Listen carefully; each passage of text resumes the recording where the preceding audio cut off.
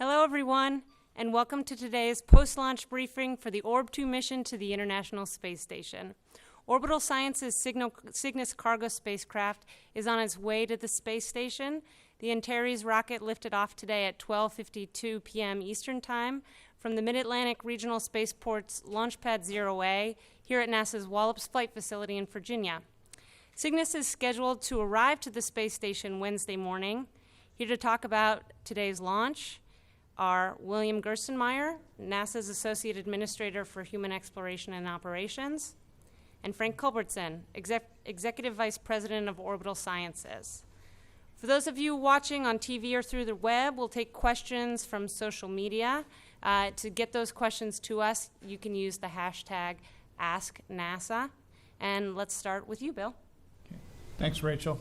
Again, it's a great privilege to be here to see the launch today of the rocket, and things went really well. And again, a tremendous team effort between the Mars team, the Wallops team, and the Orbital team to make this launch occur today.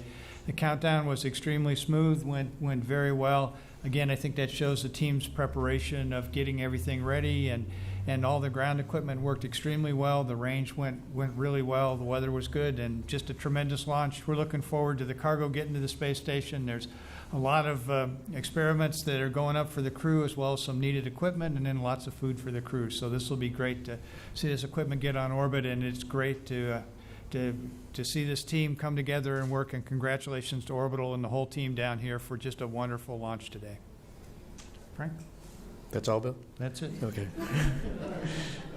All right, well, good afternoon to everybody. It's a very exciting day for us. And Bill Robel, I think we've found the secret to getting people's attention here on the eastern shore of Virginia, Maryland, and Delaware, and that's to launch on a Sunday in July.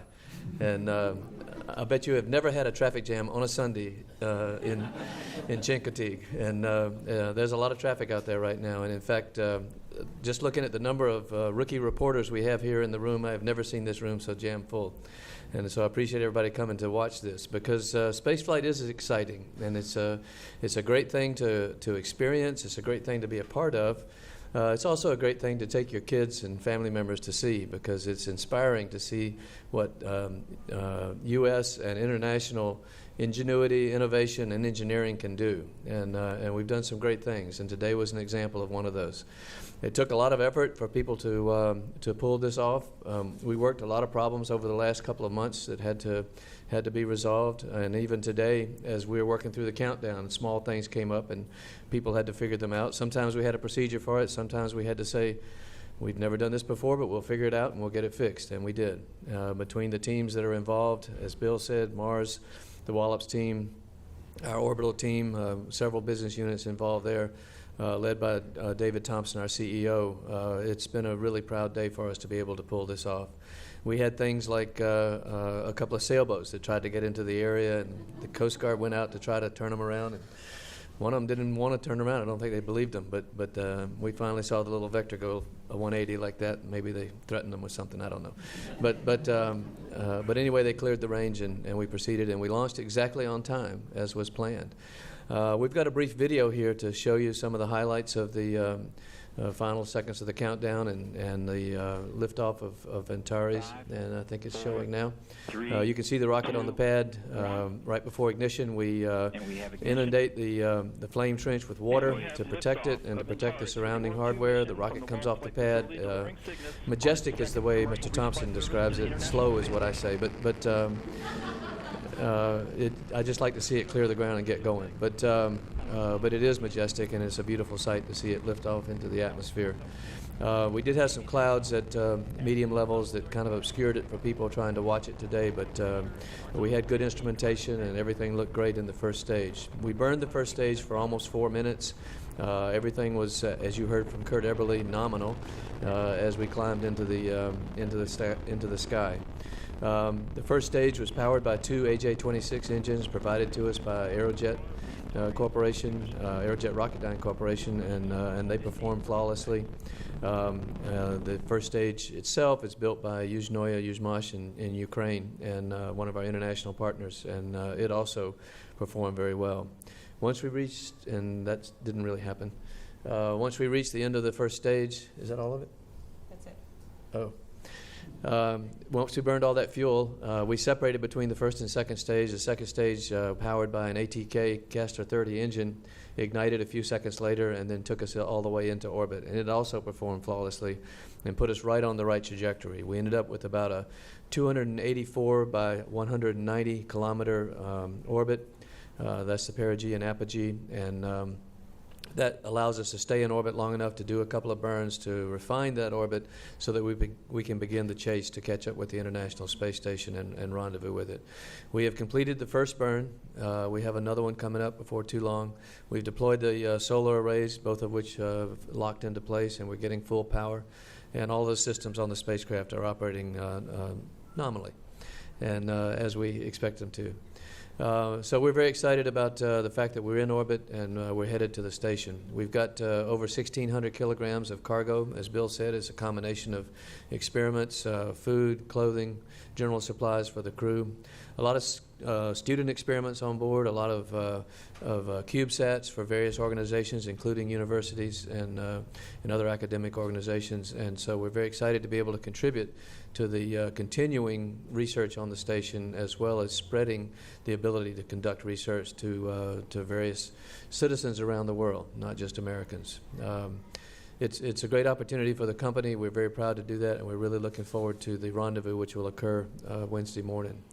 That's another delicate procedure that has to be conducted, much of it autonomously, but closely watched by our mission control team in Dulles. And as we approach the station, we will stop at about 10 meters away from the station. At that time, Reed and his crewmates will grasp the station with the robotic arm, attach it to the lower side of the node 2, and attach it firmly, and then open the hatch and start pulling out their new clothes and food, and hopefully be very happy about everything they find. It's like Christmas in July. I always wanted to use that phrase. But it'll be an exciting morning also for our team, and of course they're hard at work right now making sure that all the systems are working right. The Antares team, of course, is closing up their notebooks and leaving the Mission Control Center, and I don't know what they're going to do tonight, but they'll probably be really happy. And they've been waiting 2 months to get this one off the pad, and that includes the NASA and Mars teams also, who work very closely with us. So again, my congratulations to the entire team. Bill, thanks for the cooperation and collaboration with NASA. You're a great customer. And you believe that, right? Yes. Okay. And we certainly are really, as I said, proud to be a part of this endeavor. The space station is extremely important. It's an international space station. The international cooperation there, I think, is something people should pay more attention to. The ability of the space program to make sure that, or to enable countries to come together and do something that's extremely difficult, do it successfully, do it with a lot of cooperation and trust, which is really the key to us being able to be successful, is a great example for the rest of the world to follow. At Orbital, we have the same thing with our international partners that contribute to the success of Antares and Cygnus. Pressurized cargo module is built in Italy, and same company that built some of the modules on the station, and a number of others who provide components. So we try to work with the best in the world, and we're looking forward, of course, to continuing to be an American company that leads in the commercialization of space. And we appreciate the opportunity. We're looking forward to the next 6 missions and the next contract, and go Antares and go Cygnus. Thank you. Thanks, Frank. Okay, we'll take some questions here at Wallops and on the phone. And as a reminder to those watching from afar, you can send us your questions on social media using the hashtag AskNASA. We'll start here.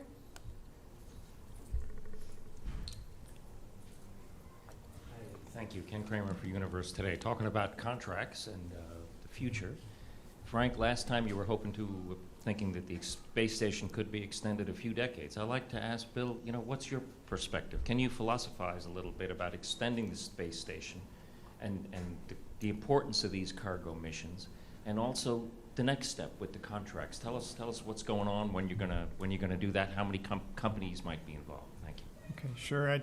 The station's been extended from the administration standpoint to 2024. We see that as a pretty monumental step. If you think we're in 2014 and in 10 years is a nice window for researchers to go ahead and build experiments to go utilize station. We, from a NASA standpoint, see the space station as being extremely important to exploration kind of activities.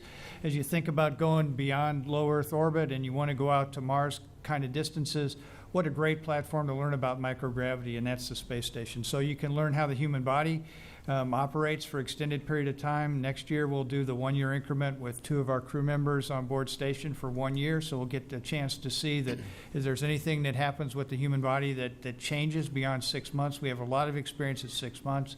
The Russians have flown crew members to a year, so we know that there's nothing major can happen, but we're really looking for those subtle little changes in the human body that might really impact a Mars-class mission, and that's where that 1 year increment will be important to us. Also, our systems that we operate on board space station, they have to be extremely reliable.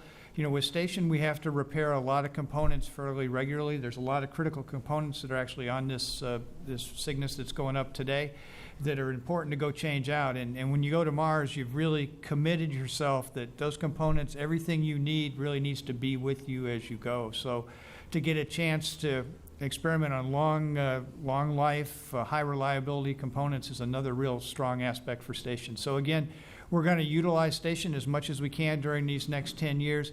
Again, you know, I optimistically think that once folks start seeing how station can be used, it'll get used more, and we'll see station get extended even beyond the 2024 timeframe.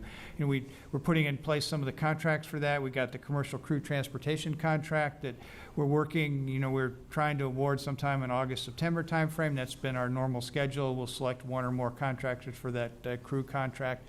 Cargo contract, we just put out a draft or request for proposal from the contracting community. They have over the summer to give us comments back to that draft proposal. We'll then finalize that proposal sometime in the fall with the idea to select sometime towards maybe December, January of next year for the second phase of the cargo contract. So again, I think it's a pretty robust time. I think what's really exciting is if you look at the science that's getting done on station, this is probably the most productive science period I've ever seen on station. And I see a lot of student experiments. You can get the details from the press kit and go look at which high schools are participating, which kids are flying experiments to station. And these flights that are occurring fairly soon, you know, there'll be an ATV launch here at the end of this month. It docks later in August. Then there'll be a SpaceX launch in the fall. That routine of flying every couple months allows a lot of experiments to get to orbit fairly quickly, which is important for researchers and important for students. So they don't have to wait 3 years before they get results back from their experiments. They can start seeing results from their experiments fairly soon. So I think this is a very dynamic time. You have to work a little hard to understand what's going on with station, but I think it's really worth your time to go out and look at the web and spend a little bit of research time and go look. And I think it's also really cool to see here from Virginia, right? We're actually launching from here to the International Space Station in the international venues that Frank just talked about. So think about how we've really touched kind of the Virginia East Coast or Eastern Shore here and really have changed, I think, the way things are working. So you can see benefits of the space program right here on the Eastern Shore. So it's kind of cool. Let's go to Frank here. Hi, it's Frank Mooring with Aviation Week. For Bill Gerstenmaier, a question about the logistics that are playing out with these commercial cargo vehicles. Are you meeting your marks? Are you confident that you'll be able to do that through the life of this first contract, both with Orbital and SpaceX?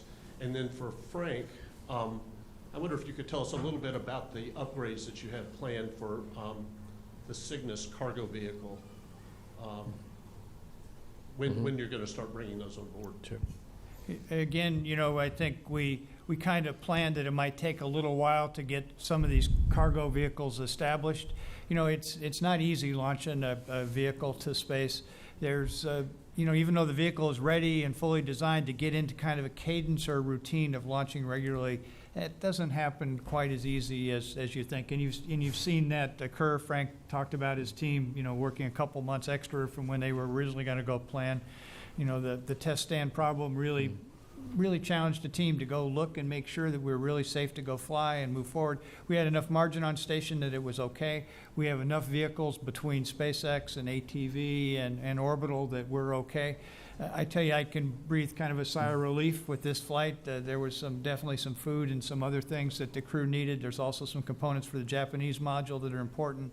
There's some other upgrade things that are really important to get to station. So this flight, I think, I feel really good that it's occurred now. We had some margin, but it was getting to be where it was a little tense where we are overall. We knew ATV was coming online, but you like to have a little more margin than that. So again, I think this next year will be really important to us that we kind of establish a cadence of routine flights, and that's not easy. And we've got a little margin so we can grow and not push too hard, but we need to get in kind of a cadence of where we're flying regularly with the cargo flights. And Frank? And that's important both to NASA and the station as well as to the providers. The companies that are doing this are doing it under fixed price contracts, so doing it on a regular basis without major delays is a big deal for us, and so we are trying very hard to achieve regular production and do it cost effectively. In order to continue to improve on what we're doing and carry more and more cargo to the station, we do have a product improvement program we've been working on, and we have an enhanced version of Cygnus that will begin flying next year.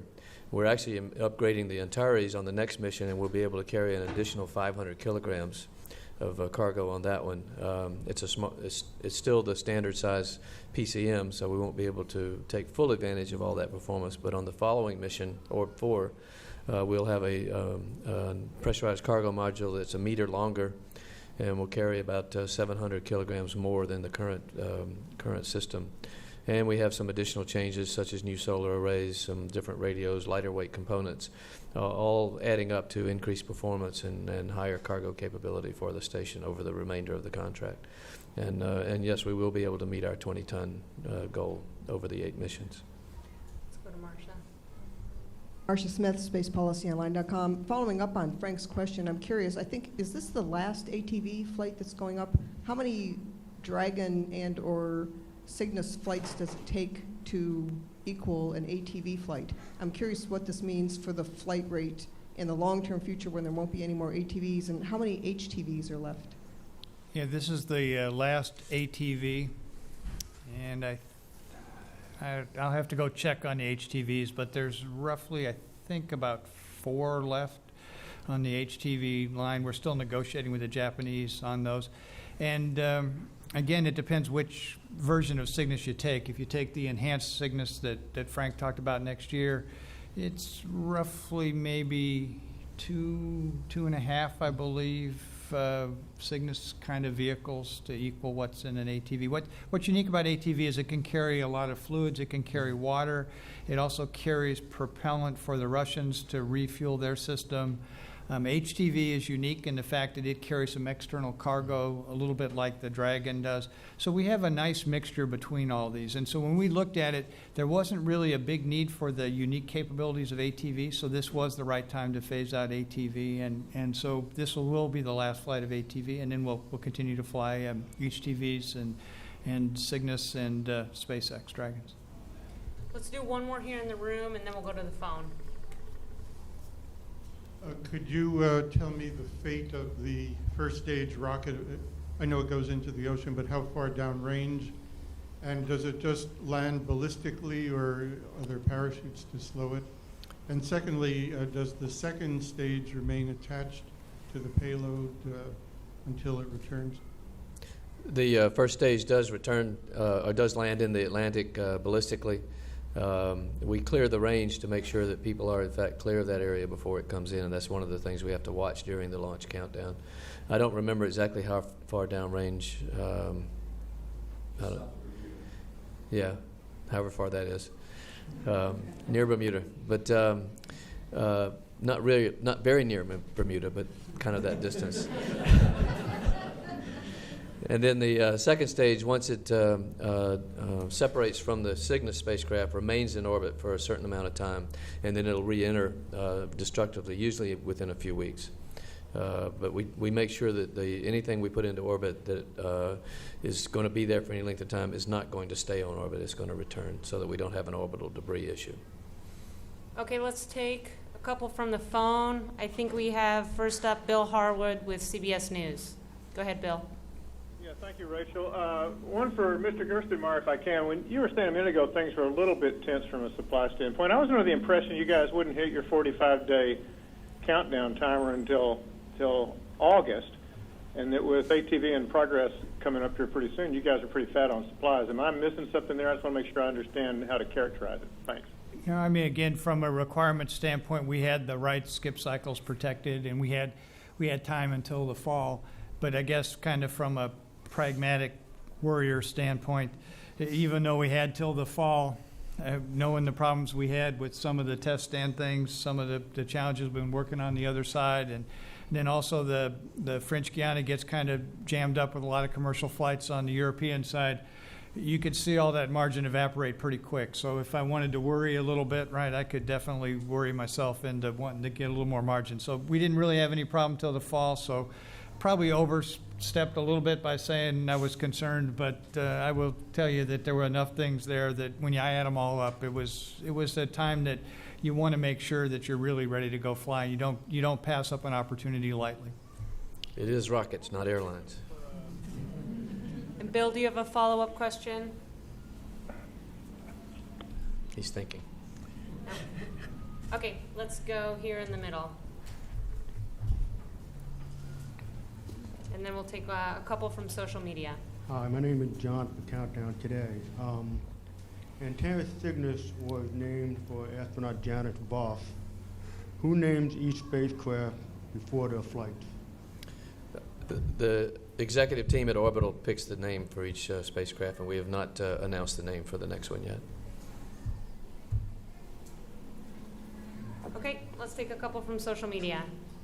Sure. The first question is from Keith on Twitter for Frank. Frank, what are some of the experiments this mission is carrying to the ISS? We have some student experiments of various types. There are some CubeSats. There's the, TechSat 4? TechEdSat 4. TechEdSat 4. I don't recall all of them. Frank, do you remember any of them? 30-odd CubeSats that will be deployed from inside the station. Not all at once, I don't think. Go ahead. One more question for Frank from Twitter. How long does the docking process itself take? The docking process itself takes about, would you characterize it as 8 hours, Frank? 6? Yeah, 8 hours. Okay. The final portion is about 8 hours when you're approaching the station, and the last 4 hours are when you're fairly close to the station and you're approaching fairly carefully from below, and then the last 250 meters are the final approach, where you'll stop at 10 meters, and then once they've grappled, it'll take them about an hour to attach it to the station firmly and get in a position where they could open the hatch if they wanted to. Okay, we'll take one more from the phone and then come back here for a final question. On the phone, I believe we have Stephen Clark with Spaceflight Now. Hi, Rachel. Thanks. 2 questions for Mr. Culbertson. First of all, in the launch video, it looks like there's a little bit of a tilt of the vehicle coming off the pad. I'm not sure I've noticed that before. Is that a normal maneuver or something unexpected? And secondly, for Frank, how soon do you plan on announcing a new long-term provider for Antares first stage propulsion? Thanks. Well, for the second one, we're still in the process of negotiating with the proposers on the next block of engines for Antares, and we'll probably announce that sometime this summer. And you were asking about what some of us call the wiggle off the pad. Others call the Baumgartner maneuver, but it was a little more pronounced today, or maybe we could just see it better. But as the rocket lifts off, it actually moves the tail of the rocket closer to the structure, so that it then flies away from the structure, and that's to protect the tail and the surrounding hydraulic equipment and electrical cables from the blast of being too close to the rocket.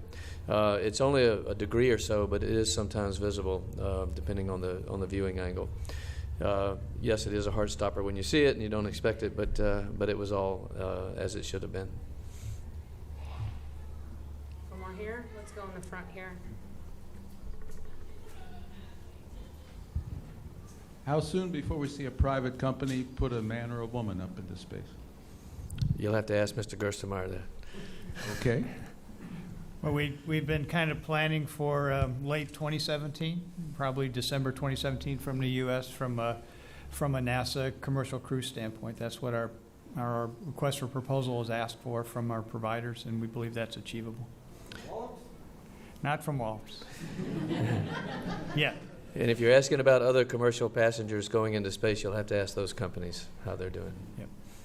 Most of them are out west. Okay, one final question in here, if anyone has one. Let's go right here. Keith? The black shirts but had his hand up. Okay. DOD at the Mercury. Eric Langer, my question is, can you elaborate a little bit more on the partnership you have with NASA and the education community, high schools, colleges, and that, and how corporations can participate in that, and what kind of projects do you have coming up? Thank you. Sure. We have an education group at NASA that kind of does overall education activities and can kind of put you in touch with, if you're interested in doing some things with NASA. You know, Rachel the PAO team can get you in contact with the right education folks. We also, the Center for Advancement of Science and Space, the CASIS organization, they're managing a portion of the space station for us, and they do some experiments with students and with high schools, and that's another avenue that you can contact them directly if you're interested in getting your high school or your college or even junior high. We have some junior highs involved with doing some experiments in space. You can do those activities through them if you want to fly something. And then there's, underneath the CASIS organization, there's a NanoRacks group that also does some science and student experiment kind of thing. So there's many avenues. Probably the easiest one is to reach out to the NASA Education Office and get in touch with them, and then they can kind of steer you the right way depending on what you want to go do and what you're interested in doing in terms of classroom and education and products. It's kind of exciting when some of the things we fly on station, they can actually be demonstrated on the ground, and students can kind of compare results in their own classrooms with what's occurring on space. We've flown some ants, we've flown some butterflies, we've flown some interesting things, and it's kind of interesting to see how the terrestrial equivalent performs on the ground compared to what's occurring in space. So the students can get a chance to see and understand what the microgravity environment's about. I'm also continually amazed by the inquisitiveness of students and how they really grasp the uniqueness of space. And sometimes they ask more, I would say maybe intelligent isn't the right word, but more inquisitive questions than I get from the typical researchers. I think by the time you've become an experienced researcher, you have this 1G bias where your mind always thinks in one gravity and you don't really ask those interesting questions. And you know, one of the students on the butterfly experiment, you know, and there was another one where a student did it was a spider, a jumping spider it actually jumps to capture its prey. So the student just quietly asked, well, what happens if there's no microgravity? Would this spider, it can't jump, it's just going to float, right? Is it going to walk over and get its prey, or is it going to try to jump? And those kind of questions, although simple, they get your mind thinking about what's going on in space, and they can actually make you think about how you can use space in new, creative, innovative ways and actually become more innovative. So there's a uniqueness of working with students that is really fun. They're not inhibited by being embarrassed by asking the dumb questions. They ask questions the right way, and if you're really intuitive and you understand that, you can get innovative, you can get creative, and you can see some pretty amazing things happen. So you should get students involved with the education group, and you ought to turn loose that imagination, turn loose that innovation, and we'll see what we can do with this microgravity and the space station we've got on orbit. If I could add just a little bit, I think what Bill is describing is what I would call unconstrained curiosity. And the students really do look at things differently, particularly the younger ones, and some of the older ones too. But there are organizations that, many of them not-for-profit, that conduct space camps, academies, weeks where students can come in from various places and build their own experiments. And then CASIS and NanoRacks and others will organize the ability to get them onto the space station. On our last mission, we flew several, and we had students here who had designed experiments that flew on the station, or on Cygnus to the station. We had some slime from King's College, I think it was, and some other places, and these were the selected experiments to go. But there are lots of these organizations, you just need to get online and look for them, who are helping students open their minds and explore space in a real way. And then they get the data back, either pictures back or real data, and occasionally actual results. So it's the way to inspire children and young adults that space is something everybody can have access to eventually, at least through what's happening on the space station. I think it's very important that we continue to motivate people into the science, technology, engineering, and math arena. Okay, well, that'll do it for us. I want to thank everyone very much for joining us today, especially Bill and Frank. Cygnus is set to arrive to the space station on Wednesday. We'll begin our NASA TV coverage at 5:15 a.m. for a 6:39 a.m. grapple. You can follow the latest information on the Orb 2 mission and find out more about the International Space Station at www.nasa.gov/station.